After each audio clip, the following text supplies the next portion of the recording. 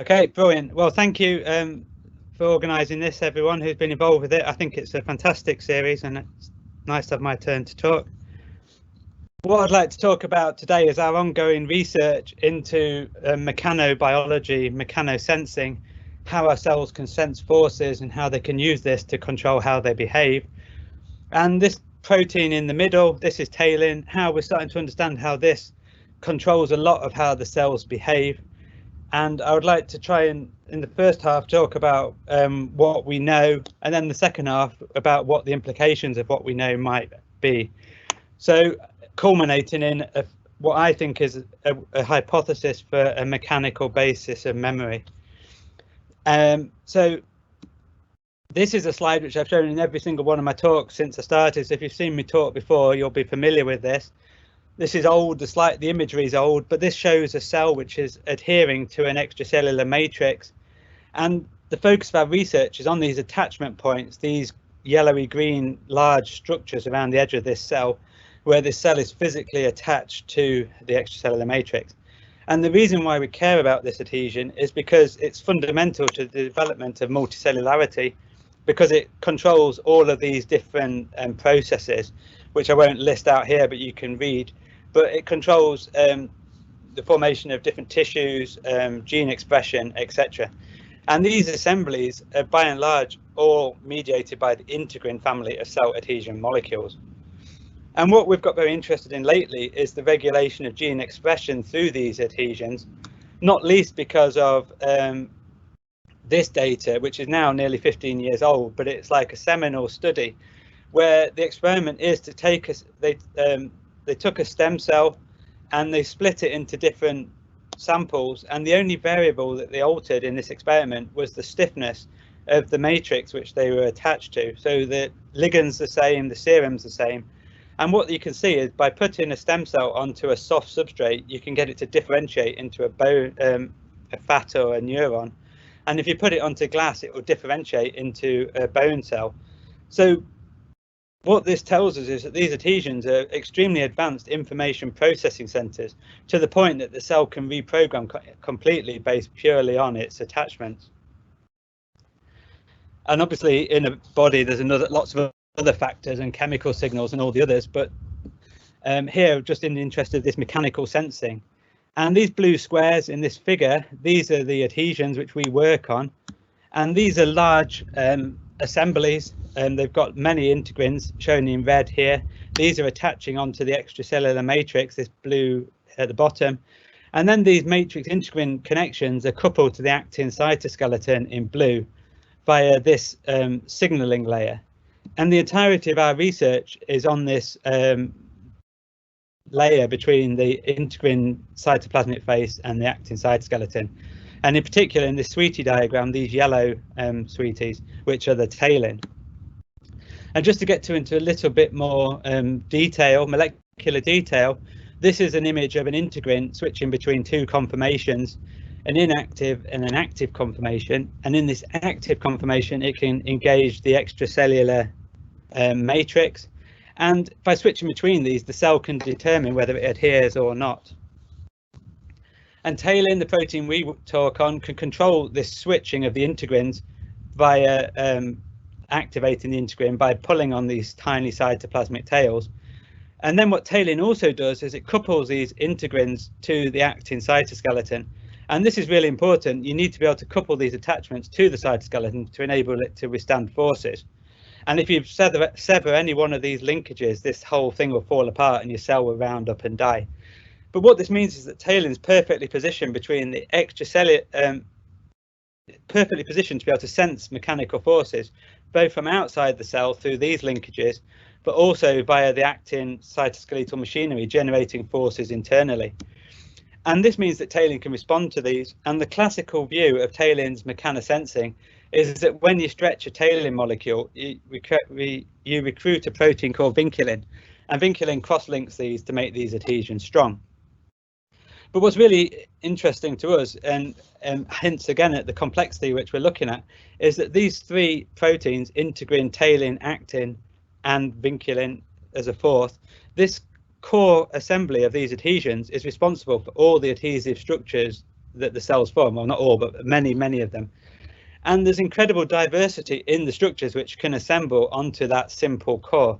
From these very fast turning over adhesions in a migrating cell, this is a fibroblast, but the metastatic cancer cell looks exactly the same, to these long-lived adhesive structures in this myotendinous junction, to all of these weird and wonderful ones in between. All of these adhesive structures assemble onto an integrin talin actin core. And what we think in our central hypothesis is that talin adopts numerous different conformational states which run cellular programs to enable these different structures to form. And what I want to get on at the final part of my talk is these these adhesive structures we've got interested in, which scaffold each and every synapse in our brain and in our body. So this has been a long-going saga for us, starting from, I actually started working with Dave Critchley, who back in 2006 on talin. And what limited our study on talin for a long time was this lack of molecular detail and this large unknown rectangle. So this figure surmises about 4 or 5 years of work, but what we were able to show was the domain structure of talin, what it looks like, shown here. And in the simplest sense, talin binds the integrin at one end and it couples it to the actin cytoskeleton at the other end. And what this means is that it's got 13 of these helical bundles in between these two attachment points. And what we've come to realize and come to appreciate is that each one of these rod domains is a mechanical binary switch. And by that, I mean that it's got two when it's tethered, like it is in this picture at the top, it's got two thermodynamically stable states, a folded helical bundle or an unfolded state. And both of these at low forces, like in this schematic, are thermodynamically stable. So the cell can switch between these at will, and these two states can be switched back and forth by changing the mechanical forces. So a small pull on talin will flick one of these switches. And we didn't just know that these helical bundles were mechanosensors at the time. Our first insight into what was going on came from some biochemistry trying to understand how talin functioned. And one of these rod domains in particular was that we found this R3 domain. We found two ligands which bind to this same domain. But one of them, RIAM, which is a RAP1 effector molecule, binds to this folded form by packing on the side. And in contrast, the protein vinculin only binds when this domain unfolds. So for the first time, we could see a way that you could convert mechanical forces into biological signals, and that this could be a mechanosensitive event, where when it's in this folded low force state, it's bound to the RAP1 via this protein RIAM. But as you apply force onto the molecule, if you drive this transition to this unfolded state, then you change that, you sever the link to the RAP1. So this is a switch, this is a binary mechanical switch, which enhances interactions with vinculin and disrupts the RIAM interactions. So this shows us that these switches can enable force to drive a change in biological signaling. And it was this one experiment which really got me into mechanobiology, where I've spent the rest of my since. And the first thing we wanted to do was we'd found a switch which could be caused to transition as a function of mechanical force. So what we were really keen to know is how much force would you need to apply to drive this transition and switch this biological signaling. And this led to a fantastic ongoing collaboration with Ji Yan in Singapore and a good friend of mine and a fantastic postdoc, Ming-Chi Yao. And the experiments which we do is we can use their magnetic tweezers, single molecule approaches. We can take any protein. Here we've got 3 domains of talin. We can covalently attach them to a cover slip of a microscope via the N terminus, and via the C terminus we can tether it to a magnetic bead. And what this enables us to do is to use a magnet and pull on that bead and exert force onto the protein. And then we can watch how this protein functions as a function of force, and we can add in different ligands and see how it behaves. And just to show one example data set is here in this top right hand corner. Here we're increasing the force by pulling on the bead, and as we pull it, it starts to get longer because we're pulling it taut. But each one of these steps is one of these domains unfolding. So this is 3 switches, R1, R2 and R3, each with its own unique mechanical response, each behaving completely independently. And I'm not going to go into it today in the interest of time, but we can use mutagenesis and biochemical characterization. We can change which order these switches unfold. We can make them harder to unfold, easier to unfold, and look to unpick how this mechanotransduction occurs. But to summarize this R3 domain was defined a major checkpoint in adhesion assembly, which I don't want to go into too much detail, just to say that these complexes, as I showed in that sweetie diagram, there's hundreds and hundreds of proteins all assemble. You only want that to happen in the right place at the right time. So this mechanical checkpoint makes sure that that happens, because at this very early stages, talin gets to the front of the cell and it unpacks, but it's under low forces here. If you imagine what's happening to talin in a mechanical view. But when talin activates an integrin, shown here, and that grabs onto the extracellular matrix, then all of a sudden these adhesions last a bit longer. And if talin couples to actin, then all of a sudden this talin is now in a force-bearing connection. And that initial low force of about 5 piconewtons will unfold one of these switches. And that first switch to go turns on adhesion assembly. If we make that switch hard to go or too easy to go, we can manipulate when and where these adhesive structures form. But this switch is the checkpoint to ensure this happens at the right place and the right time.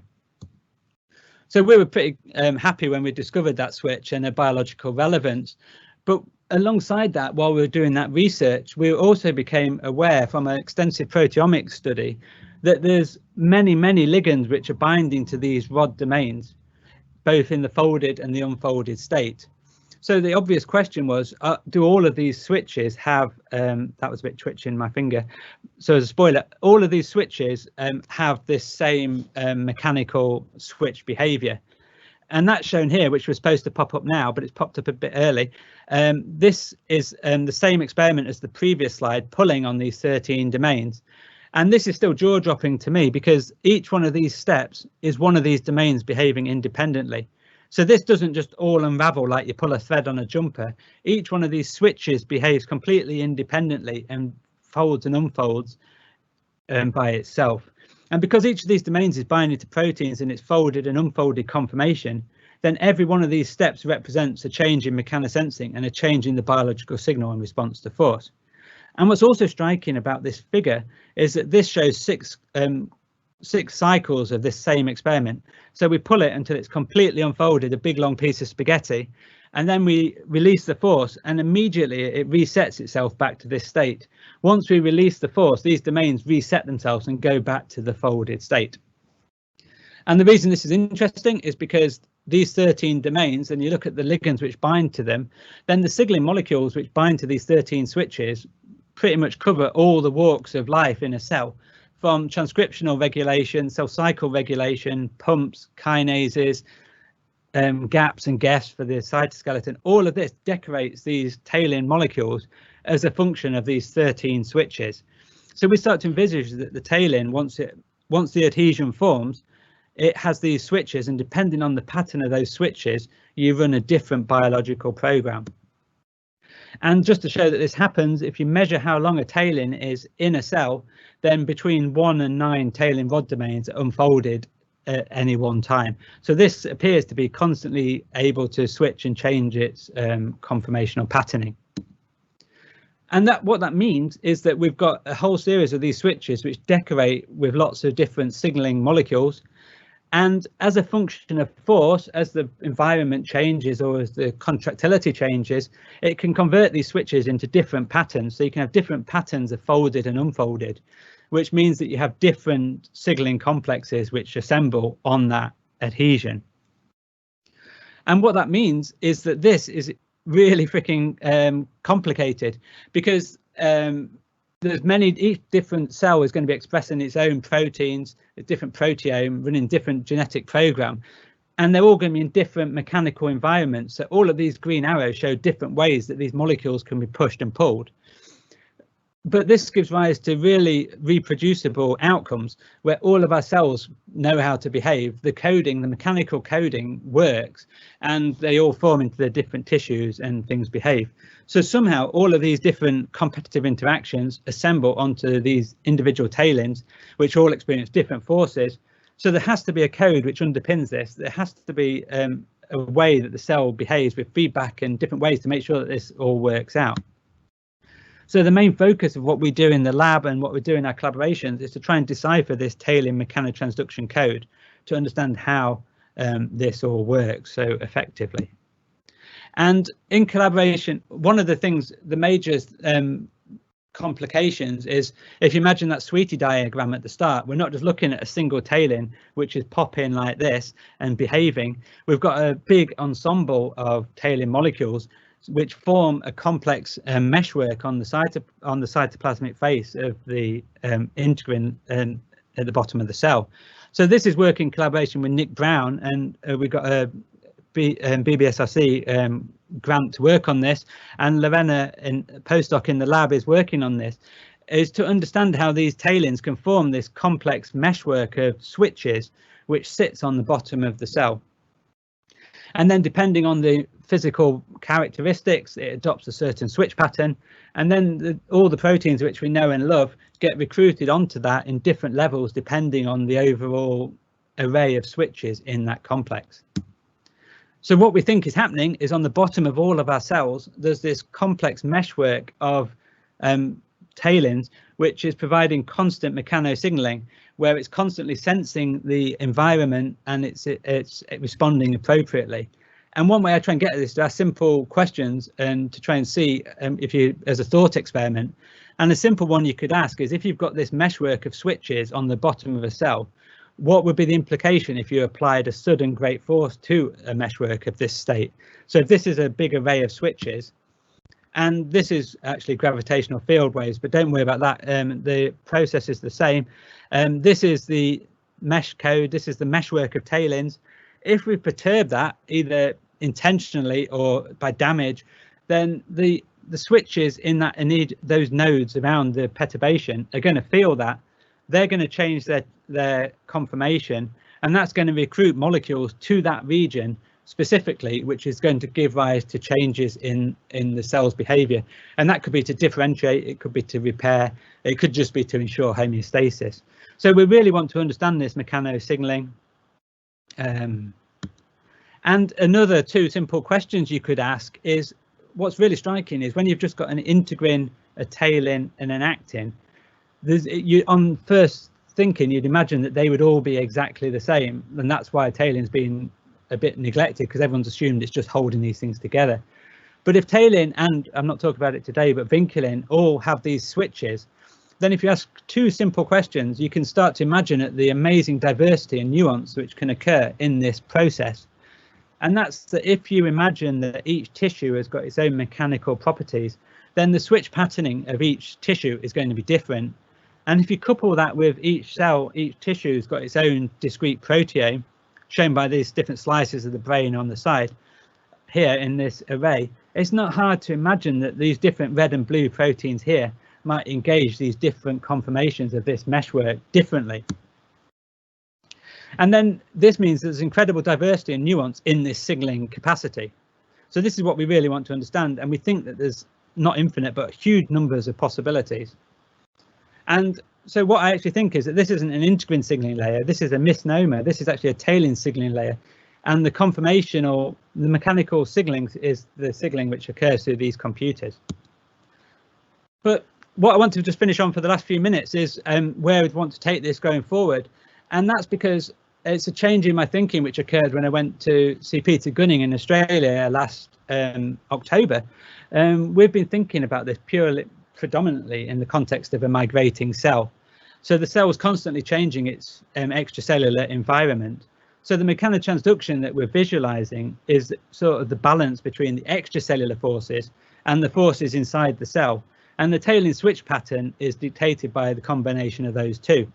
So in some respects, that's almost like a tug of war between the extracellular forces and the intracellular forces. And the outcome, the balance between those two, determines the switch pattern and determines how the cell behaves. However, if you ask another simple question, is what would be the scenario if the extracellular environment was constant and predictable? And this, I think this is exactly what is happening, so it's not like plucked out of the air. But if the extracellular environment becomes predictable, I've drawn it with this little wall here, then now instead of the switch pattern being dictated by two opposing things, here the extracellular is essentially constant, which means that you've got a series of switches attached to a surface connected to a machinery, a force generating machinery.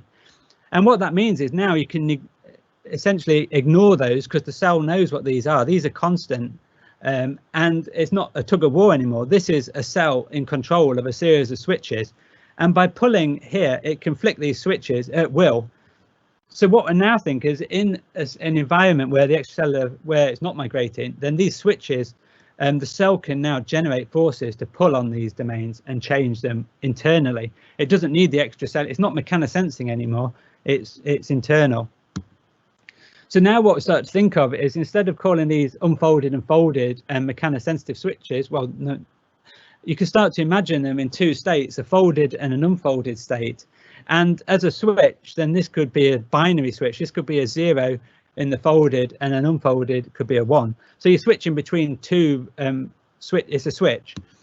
And if you imagine what's going on there, you could have a series of domains shown here. These are 3 in a row just for illustrative purposes. You apply one contractile pull on here, you'll just flick one switch, and the pattern will be the same every time because of the relative mechanosensitivity. But you go from 0, 0, 0 to 0, 1, 0. So what I'm now starting to think is that talin is actually a string of binary information. And in the absence of force altogether, this is all folded. So this is 0, 0, 0, 0, yada, yada. And then when it makes an adhesion, obviously it adopts a certain pattern which runs that program. And this is arbitrarily shown. But once you've assembled that, if the extracellular environment is constant, then any future contractility, if the cell contracts its muscles, its musculature, and pulls on this, it can flick one of these switches as a response to a signal which causes a contractile spike. And if you get a second spike, then you could envisage you could flick another switch. And if you have either a contractility push, you've got to remember that there's a lot of cortical actin here which could pull towards the membrane, or it could just be a reduction in force. Then you can reset the different switches. But what you can have is you can have strings of data on a single molecule. And we can show that this is the case because we can do that experiment on a single talin molecule, both in the single molecule magnetic tweezers or simulating the folding and refolding kinetics. And what that means is we can actually do sums and store the answer persistently on each individual talin molecule. And we can have 2 contractility spikes and then 1 reduction, etc., and do sums on this, but store the information indefinitely. As long as this thing's held under force, it will remember the thermodynamically stable state. So it stores this information. But the thing that's required for that to happen is it requires that the extracellular environment is perfect. If the extracellular environment is changing, then the data will still work, but it'll be noisy because it'll have other inputs. And what's held the field of mechanobiology back is it's generally accepted that the mechanosensitivity in the brain is very low because the brain is soft and mushy. So it's hard to, and if you squish it or you compress it, it's got a very low, it's very weak and it's very soft. However, I think that makes it perfect because each of these synapses in the brain is scaffolded by an extracellular matrix which builds a nest around each one. So in a context of a really soft thing, you've got tightly controlled mechanically perfect systems buffered by the softness of the whole thing. So if the mechanical environment of the brain is perfect, which I'm postulating it is, then if you look at what the adhesions look like around a scaffold, around a synapse, then it looks a bit like this, where you've got the presynaptic, postsynaptic, and if the astrocytes are involved, then you've got adhesions which form around all of these with the active site in the middle where the transmission goes across. Then what you've actually got is you've got a huge array of switches around the edge of these synapses. And if you imagine that as an array shown here, 1s and 0s, then synaptic signaling traveling across this thing, if that was to trigger contractility of this complex cytoskeleton, then you could change the pattern of 1s and 0s written into that synapse. So I'm starting to think that the information in the synapses in the brain is stored in the conformations of the scaffolding switches. And if you assume there's 100 talins per synapse, I suspect there's loads more than that. and 8 functional switches per talin, then that would have the implication that each side of the synapse could hold 100 bytes of information in a binary format. And this is where I'm coming at in terms of my thinking. I think that this provides the framework for the brain to be a mechanical computer. These switches, this complex string of binary on the either side of each synapse, can be updated constantly by synaptic signaling, and this changes the pattern, but that also changes the activity of that synapse, making it easier or less hard to trigger, etc. And coupling that to the talin code I talked about at the start, then you get to a scenario where every single cell is running the same mechanical code, and it's running the same genomic code. So these two codes integrate together to give rise to what is in essence a machine code which coordinates the whole of the organism. And if you do a quick back of the envelope calculation, and I trust my maths is right, if you assume that there's 100 bytes per synapse, and you assume there's 100 trillion synapses, then you've got the capacity just in these switches to store petabytes of data. So scaling this up from what we know on a single talin molecule, we can store a heck of a lot of information into these frameworks. And you get to a scenario where you could imagine, and this is all I've done here is put a little checkerboard around an accepted neuroscience framework, is that you could have a circuit of neurons where the synapses are in the mesh codes are in a certain pattern. You stimulate that with an input, which triggers synaptic transmission. Again, this is all mapped out from the normal neurobiology, which ultimately leads to an output. But in the MeshCODE framework, you'd imagine that during this, these patterns would be constantly changing and updating, such that at the end of the circuit, you've got the same circuit, but the patterning will be different. And that would either be that it's learned the response, it might optimize the amount of that input might trigger that same output, or it might store the information. And to extrapolate really eccentrically, you could imagine an entire mathematical representation built into that coding. And I'm nearly done, but you could imagine that these action potential spike trains, so information which enters the brain comes via our sensory organs inputs, and it's always transmitted and converted into spike trains, and these are just action potentials which all have pretty much the same, it's an all or nothing potential, and it's the frequency of those and the number of those which determines the signal. And if you have a coding where the whole cell is running a coding, then these inputs could change. They could trigger contractions on the target cell and input into this coding by updating the coding as a function of the signal. So this guy checking whether he's going to freeze himself or burn himself, he would send a signal which would go to the brain, and the synapses in all of the steps along the way would be updated with the response and update the organism on the best outcome in terms of probability. So as a final few thoughts, this is still much a work in progress, and there's still quite a lot to actually prove that this goes beyond a single molecule, beyond a single cell, into a more complex being. But if you could store information on single switches, then if you have a huge array of switches, then you could store large amounts of data. That's exactly the same as in a computer where they had developed a transistor, and then they made loads of transistors, and then they made trillions of them, and then you could write information. And what's really striking to me is if you look at it in terms of synapses, in terms of mesh codes, how ordered and structured the brain is. And this is I like this drawing a lot. It's from a long time ago, but this is the cell cortex, and this is just showing 3 of these cortical columns. It's incredibly ordered. There's 2 million of these bad boys in there, like 2 million of these cortexes, these cortical columns, and each one of these little teardrops, that is a pyramidal cell, and each one of these has up to 60,000 synapses. So this is a vast array of synapses, which is a vast array of talin switches. And if you look at it side by side with a solid state disk, then the similarities to me are quite striking. You've got channels sending information up and down from the hippocampus here, or the memory controller in the computer, to these memory modules, which contain, in the context of the solid state disk, they contain pages and blocks of information. Here they contain synapses and talins of information. But you could imagine that you could write, each one of these could be addressable via exactly the same sort of framework as in a disk. You could send a signal which writes to each one. And if it's possible that they could be addressable by neuron activity, then you could write information into this. And it's worth pointing out here that all the current models of neural networks and all of that, there must be some way of addressing that information, because if you dump everything you've ever found, all the crap trivia you have for when you go in quizzes and stuff, it's all stored there.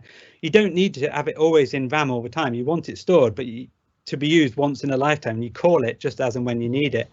But the only way you can do that is to have some form of memory allocation system. And if there's a physical location for data, then that physical location could be addressable. So I think that this is a addressable read-write mechanism. And I won't go into this, this isn't mine, but what's the nice about this field is that the bioRxiv is blazing at the minute with amazing papers on looking at memory storage and looking at the electric fingerprint of these type of things. And these experiments where you look at how a mouse learns and then you look where the data is, look where the electrical fingerprint is. And it's all written into different parts in the synapse in a very ordered way, so that the next time you need to trigger that memory, it triggers a specific electrical fingerprint in the cell.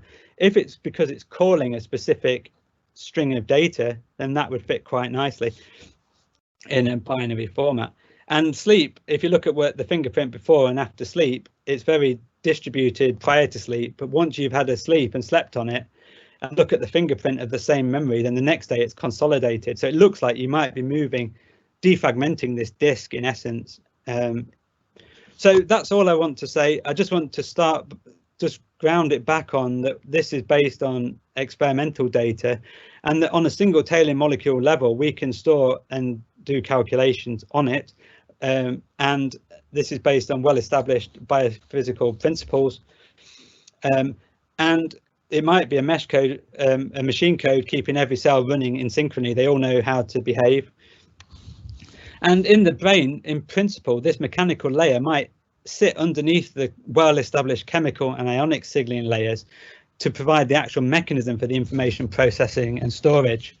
And I think that what it defines is a addressable read-write memory system. So in my opinion, and what I currently think, is that the brain is an organic supercomputer running a binary coding, the same as our computers, same as a computer I'm talking on.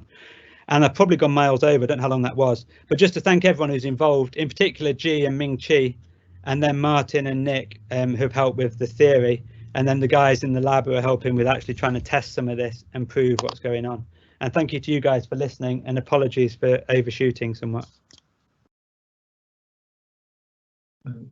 Thanks very much indeed, Ben, for a fascinating, really thought-provoking talk. And of course, it's nice that we've got this recorded. Once you go and eventually get the Nobel Prize, this recording will probably be worth quite a lot of money. Anyway, just before we go to the questions, just wanted to remind people that there are plenty of slots to sign up for future lockdown talks. Of course, we don't know how long we'll be locked down for, but there are plenty of slots available, and you can sign up for those on the Biosciences Teams page on the lockdown talks. Okay, so we'll start with the question from Tobias about the unfolding of the domains, Ben. So do the domains always unfold in the same order? So does the same force always unfold the same domains? And that's from Tobias. Yeah, that's an excellent question. And I think the answer is yes. Measuring it at the single molecule level is hard, because if you looked at the distribution of where those steps on that ladder were, there was quite a lot around the same sort of unfolding threshold. So previously we bin them into very easy to unfold, medium, quite hard to unfold, and then like bricks, which are really hard to unfold. And within those, yes, you'd predict it, you could say quite certainly it'd be one of these 2 or 3 switches which would go next. But in the context of a proper wired up thing, I'd imagine that it would be much more specific than that. Okay. And then Peter, on a similar line, so he's asking about the independence of the switches. So his question is, are there 18 different states, or effectively 2 to the power of 18 different states per talin molecule? Yes, and that's a good question as well. So there's 13 switches. I think one of the switches is probably involved in connecting to the cytoskeleton. So I'm envisaging there's 12 switches, in the force transmission. So I think there's 2 to the 12, but some of those won't be compatible and some of those will be already fixed. So somewhere between those 2 answers. Okay, and then we have a question on Simon Moore about potential applications. So he says, are the single R1 to 13 domains highly soluble? As he is wondering if you can concentrate purified single domain to form a liquid crystal, and whether you can then spin artificial fibers from this and measure torque. Be interesting. And another question from Tobias. So his point that they're potentially modifiable or probably modifiable by post-translational modifications. Yes. No, I think that's, I didn't talk about it there, but the cool thing which makes these domains mechanosensitive is that they've got inside their hydrophobic core, they have threonine and serine residues, which makes it slightly less stable, which makes it have the propensity to unfold. But it's not hard to imagine once they unfold and they pop out a serine or a threonine, that it might be able to be phosphorylated. And if it's phosphorylated, then that would immediately prevent that single switch from refolding. So you could fix this pattern by a post-translational modification. And there was a really extensive phosphoproteomics paper came out last year where the Excel spreadsheet was like 10 gigabytes or something. It took 20 minutes for my computer to search it. But in that, talin was quite heavily phosphorylated on those serines and threonines. So yes, I think the post-translational modification will be important. Okay, and Gary had a question again about the order of the switches. So he says, if synthetic talin were normal order scrambled and reassembled, would it retain the force memory it had for that switch, or is it completely abrogated because of interdependence on order? Yes, and the other cool thing about this is that the switches only remember their pattern when it's tethered. It's got to be held under like a small amount of force, like 2 or 3 piconewtons. Otherwise, they will just reset themselves. So as soon as you let go, it will start to scramble and reset back to normal, which is probably why if you get hypoxia, why it's so catastrophic to the brain, because as soon as you lose those motors activity and you start to get loss of force, these things will just start to wipe out the coding, so you'll lose that synchronization between all the neurons. So I think that answers his question, is if you take it apart, then they won't remember. Okay, and then we have Peter coming from the evolutionary perspective. So he says, when did talin evolve? How does that compare to the presence of neurons and synapses? He's talking about talin being present in bony vertebrates, but neurons and synapses being more widespread than that. How that tallies up. Yeah, it came at the dawn of multicellularity, because even like slime molds have got the same, and things that like right back at early days have got the same 13 switches, and the fact that they're in the same order suggests that the 13 switches in that order is another piece of evidence, I think, for why there's the meaning to that path, that combination. So I think it's certainly in every animal which has got synapses, but I think it's in ones prior to that as well. And I think in the context of a slime mold, anything where you can tether it between 2 points, you can use it to store information about outcomes or about environment even in a single cell thing like a mold. Okay. So I think it's all the ones with synapses is the short answer. Okay, and I think that probably addresses Tazos's question too, which it was again along the same lines about distribution among eukaryotes in general. I had one for you, Ben, just about whether there are any hints from inherited disorders, whether there are neurological symptoms associated with mutations in focal adhesion components. I know it may be difficult to be able to relate that directly to what you're talking about, but are there any hints from what we see in the human genetics? Yes, there's not many in talin itself, because I think you screw up any bit of it and it's pretty much lethal, and there's not many viable talin mutants. But a lot of the talin ligands have diseases, and if you look at the Alzheimer's fingerprint, they're all like adhesion proteins, are very strongly linked. Mutations in adhesion proteins are strongly linked to those sort of diseases. But how deeply I've looked into disease causing, because they'd have to, you couldn't be born with them. I don't think there'd be many congenital talin diseases. Maybe. Yeah. Great. Well, I don't see any more questions coming through on the thread. So just thanks again, Ben, for, yeah, as I say, a really thought-provoking talk. It'll be interesting to follow this story as it evolves.